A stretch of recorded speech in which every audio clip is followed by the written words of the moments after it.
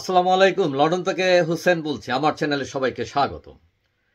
আপনারা জানেন যে কয়দিন আগে যে কোটা আন্দোলন শুরু হয়েছিল, এই আন্দোলন পৃথিবীর বিভিন্ন প্রান্তে ছড়িয়ে যায় এবং সেটা সংযুক্ত আরব আমিরাতেও ব্যাপক বিক্ষোভ হয় এবং এই বিক্ষোভের কারণে সেখানকার বাংলাদেশে যেসব শ্রমিক আছেন তাদেরকে অনেককে ধরে সেই দেশের সরকার শাস্তি প্রদান করেছে এবং খবরে জানা গেছে যে ৩ জনকে যাবজ্জীবন কারাদণ্ড, ৫৪ জনকে ১০ বছরের কারাদণ্ড এবং একজন যিনি ওইখানে অবৈধ ছিলেন তাকে ১১ বছরের কারাদণ্ড দেওয়া হয়েছে এবং কারাদণ্ড শেষে সবাইকে বাংলাদেশে ফেরত পাঠানো হবে। এখন এই ঘটনার প্রেক্ষিতে দুবাই ভিসা বন্ধ করে দিয়েছে এবং সেটা নিশ্চিত করেছে বাংলাদেশের প্রবাসী কল্যাণ মন্ত্রণালয়। তবে এটা শুধু শ্রমিকদের উপর আরোপিত হবে নাকি এই যে ভিসা বন্ধ এটা সবার ক্ষেত্রে প্রযোজ্য হবে এটা এখনো শিওর না। তবে এই ভিসা বন্ধ দেয়া হয়েছে, মানে সাময়িকভাবে দেয়া হয়েছে। পাশাপাশি আমরা যতটুকু জেনেছি যে প্রচুর ধরপাকড় চলছে দুবাইতে এবং ওই দেশের সিসিটিভি ক্যামেরা দেখে দেখে তারা বিচার করছেন। সিসিটিভি দেখে কারা কারা ওই প্রোগ্রামে ছিল, কারা কারা বিভিন্ন ধরনের কর্মকাণ্ড চালিয়েছে, ওই দেশের আইন বিরোধী কার্যক্রম চালিয়েছে এবং তাদের মোবাইল চেক করে করে সাজা দেওয়া হচ্ছে।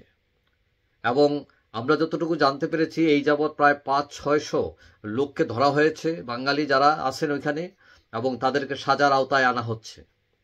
এখন কথা হচ্ছে এই যে ব্যাপক ধরপাকড় এবং এই যে প্রতিবাদ ওই বিদেশে, কথা হলো যে আমরা জানি যে একসময় সৌদি আরব সবচেয়ে বেশি রেমিটেন্স পাঠাতো এবং প্রচুর শ্রমিক সেখানে থাকতেন, কিন্তু এই বছর সংযুক্ত আরব আমিরাত সৌদি আরবকে টপকে এখন নাম্বার 1 রেমিটেন্স পাঠানোর দেশ হিসাবে পরিণত হয়েছে।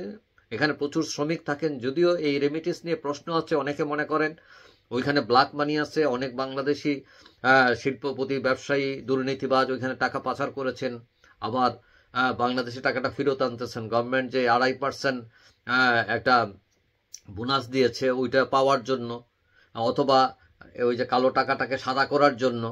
তো এই সব বিভিন্ন ইস্যু থাকা সত্ত্বেও আরবের এই দেশ থেকে প্রচুর টাকা আসে, এটা সত্য, প্রচুর লোক কাজ করেন, কিন্তু এটা খুব খারাপ সংবাদ যে যারা এই দেশে কাজ করতে গেলেন, তার পরিবারের অবস্থা বদলাতে গেলেন, জমি জমা বিক্রি করে গেলেন, ধার রেনা করে গেলেন, তারা ওইখানে গিয়ে আন্দোলন শুরু করে দিলেন, এবং এই যে যাবজ্জীবন কারাদণ্ড হলো, ১০ বছরের কারাদণ্ড হলো, তাহলে তো তার জীবন শেষ, তার পরিবারের জীবনও একদম শেষ। তো এখন কথা হলো আপনি যে দেশে থাকবেন সেই দেশের আইন তো মানতে হবে, আপনাকে বুঝতে হবে আপনি কিন্তু বাংলাদেশে আর নেই।